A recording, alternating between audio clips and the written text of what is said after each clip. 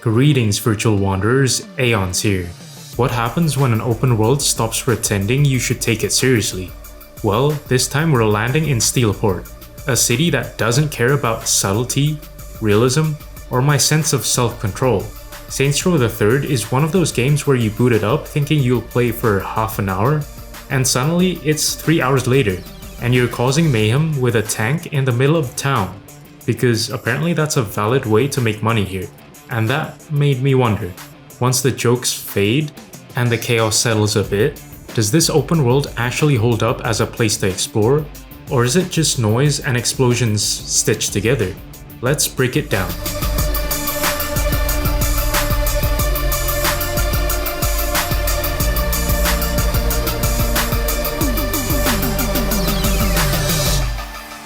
My first real moment in Steelport wasn't some dramatic shootout or story beat.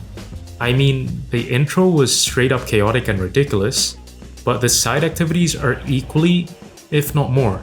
It was me purposely running straight into incoming traffic, flying past the windshield, and immediately being rewarded with cash because the game decided I was doing insurance fraud now. There wasn't any build-up, the game just expects you to do it. Just physics, a lot of bones breaking, and a points counter going up. That kind of sums up Saints Row the Third. The world constantly nudges you into side activities without ever feeling like it's pulling you out of the experience. You're not switching modes. You're just existing in a city that happens to reward stupidity. I spent a lot of time bouncing between these activities. One minute I'm in a ridiculous game show shooting mascots with oversized heads. The next, I'm escorting someone through gang territory while everything explodes around us. Guardian Angel missions had me perched on higher elevation playing Overwatch, while time trials turned the city into a racetrack I absolutely should not be driving on. They seem like trivial activities, but they all have small twists that keep them from blurring together. More importantly, they feel like things that belong in this world. Steelport feels like a city that would absolutely host a televised murder game show and call it entertainment. And that's it! We have a winner! Then there are the simpler jobs. Clearing gang operations, assassinations, stealing specific cars. These are more mindless, yeah, but they work as palate cleansers, you can say. Sometimes I didn't want to think. I just wanted to cruise into a district, cause some trouble, and leave richer than I arrived. The game never judged me for that. In fact, it rewarded me.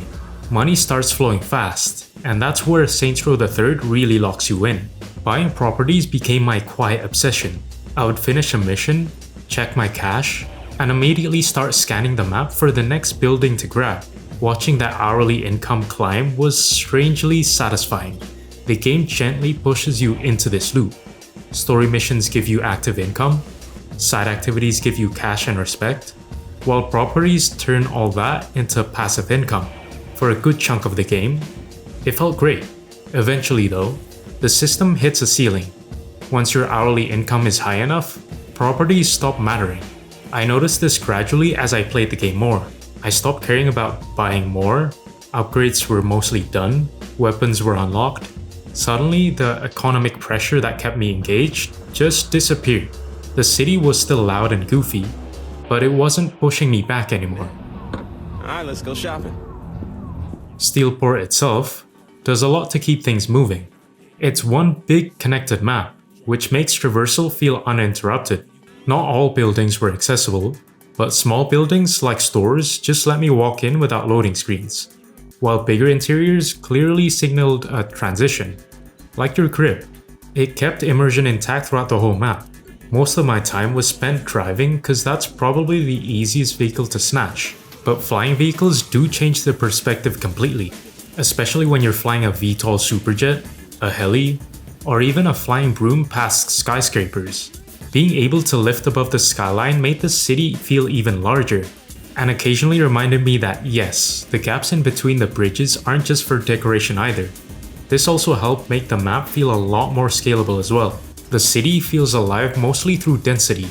Cars everywhere, pedestrians constantly moving and chatting, but only reacting if I bump into them. They don't have deep behaviors, and they don't really acknowledge me unless I force the issue, but that still sells the illusion of their routines. Don't get me wrong though, the world is also visually stunning enough. Radio stations help too. Music when driving, sounds when walking, and news reports that actually react to my progress. Hearing the city talk about my actions made the chaos feel oddly grounded. The incredible spectacle that was Murder Brawl 31. Customization is where I lost time without realizing it. Character creation alone could derail an entire session. Serious look, goofy look, full costume nonsense, and the freedom to change everything later meant I never felt locked in. If you ever decide to change into an alien mid-game, you can. Clothing options are also massive, from individual pieces to full outfits, even though they're purely cosmetic, but I did notice one thing. Every shop of the same type carries the same inventory. It makes shopping convenient, but it also removes the excitement of discovering something new in a different district. Still, their massive pool of outfits extends to more quirky and goofy outfits too, as you've probably noticed by now that I've been wearing a hot dog outfit for most of my playthrough. This is a rescue, right? This ain't some elaborate setup for a gangbang. Why you gotta put that image in my head, bro? Weapons strike a nice balance. A solid range of pistols, SMGs, rifles, shotguns, all feeling distinct enough to matter. But that's not how you're supposed to play the game. The ridiculous weapons are here too. They're stupid. They know they're stupid. The game never pretends otherwise. I mean, who thinks of a gun that shoots out sharks from below? And just take a look at this one. Well, it's safe to say you won't be playing this in front of the kids. Vehicles follow the same idea though. Plenty of ground and air options, all customizable. Paint, body kits, performance tweaks, even your cribs are more than decoration. You upgrade strongholds for actual bonuses, tweak gang styles, emotes, and vehicle pools. Character upgrades also make a real difference, boosting health, damage, ammo capacity. I could feel the power curve. Early fights felt scrappy, while later ones felt effortless. Maybe too effortless, honestly. Collectibles exist, but they're exactly what they feel like. Random items scattered around the map. Sex dolls, drug packages, loose cash. I honestly never even noticed them during my playthrough, which is why they never felt meaningful. More filler than motivation. Despite being a clear GTA-inspired game, Saints Row the Third never hides what it's doing. This is an unrealistic GTA, and it commits fully. Cars crash like toys, and PCs ragdoll way too easily. You really can be whatever you want in this game. Wanna call an artillery strike in the middle of the city? Go for it. Wanna rock some dancing emojis with a few energy drink mascots? Why not? Humor leans hard into the absurd and never apologizes. And it extends to every system in the game. That consistency is what makes it work. Even when the systems ran out of steam, the personality makes it distinct from other games. Especially GTA.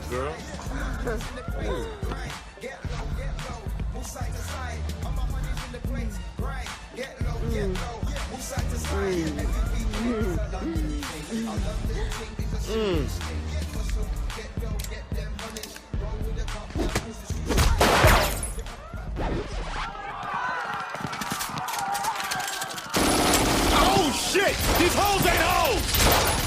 To end our journey in absurdity, Saints Row the Third is an open world that stops asking what you should do and starts asking how far you can push it.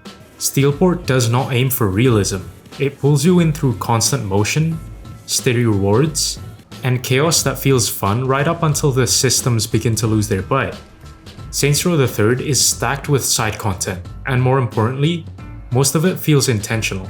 Insurance fraud, guardian angel, time trials, escort missions, and the absurd game show all have small mechanical twists that keep them from blending together. Even the simpler tasks like gang operations and assassinations serve as low-effort tasks when you just want to dabble in the world. Collectibles exist, but they're pretty much empty activities. Easy to ignore, easy to forget, and not very motivating. Buying properties can take some time too, if you don't bulk buy as soon as you get a lot of money.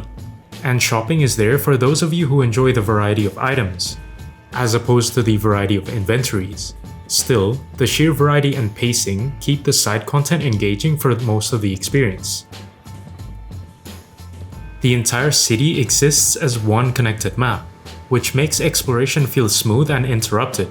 Small interiors like shops let you just waltz in without any loading screens either. Ground vehicles dominate moment-to-moment gameplay, especially when you're just having your daily dose of pedestrian bowling. But flying vehicles open up the city vertically and make the map feel larger and more scalable. There's no traditional fast travel, but traversal itself is fast and flexible enough that it rarely feels necessary, even if the map itself is big. Steelport feels busy through density, mostly. Cars are everywhere, pedestrians fill the streets, and the city sounds alive. NPCs don't have complex routines, but still mind their own business. Radio stations also pulling double duty as music and reactive world commentary help reinforce your impact on the city without demanding attention. It's believable enough to support the chaos, especially when a majority of the map is just cityscape. It does enough to sell the feeling of an urban open world. Now, customization is where Saints Row III goes all in.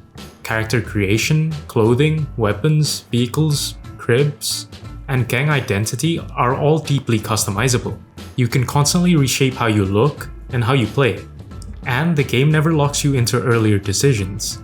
That said, you can literally become whoever and do whatever you want.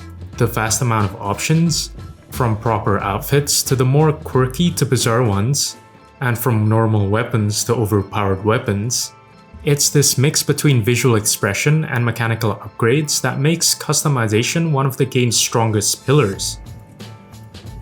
Early and mid-game engagement is driven by a strong economic loop. Story missions, side activities, respect, upgrades, and property income all feed into each other cleanly. But once passive income reaches a certain threshold, progression loses its meaning. Properties stop being worth chasing, upgrades cap out, and the game stops giving you reasons to push further beyond the main story. The fun doesn't vanish, but the pressure does. Saints Row III is essentially an exaggerated, unrealistic take on the GTA formula, and that is exactly what makes it different and fun to play. Physics are ridiculous, outfits are goofy, weapons are absurd, humor is shameless, and the world leans into spectacle instead of simply simulation. It never pretends to be grounded, and that consistency gives it an identity that stands apart from its inspirations. It's not subtle in the slightest, but it's confident in its identity. So that ultimately puts Saints Row III firmly in the A tier for GameTyr.